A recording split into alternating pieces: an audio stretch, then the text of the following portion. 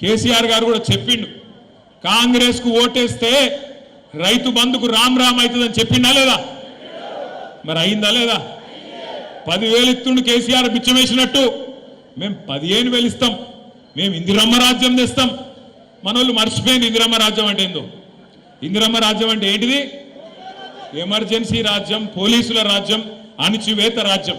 Social మీడియాలో ఒక post పెడితే పోలీసోడు ఫోన్ చేస్తాడు, వాడిని దొంగలు పట్టుడు ఇడిచిపెట్టిండు పోలీసోడు. బీఆర్ఎస్ వాళ్ళు ఎంబడి వాడుడే నేర్చుకున్నాడు, పోస్ట్ పెట్టగానే ఫోన్. నేను ఒక్కటే మాటిస్తున్నా మీకు, నేను కేసీఆర్ గారు అంత మంచోని కాదు. మళ్ళా మన టైం వస్తుంది, మళ్ళా బరాబర్ మన టైం వస్తుంది.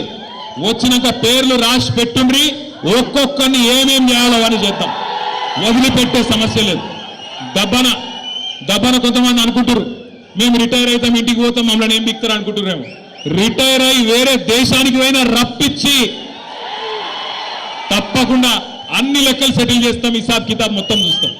గట్ల ఊకునే బాబత్ కాదు. ఇదివరకున్న కథ వేరు, ఇప్పుడున్న కథ వేరు.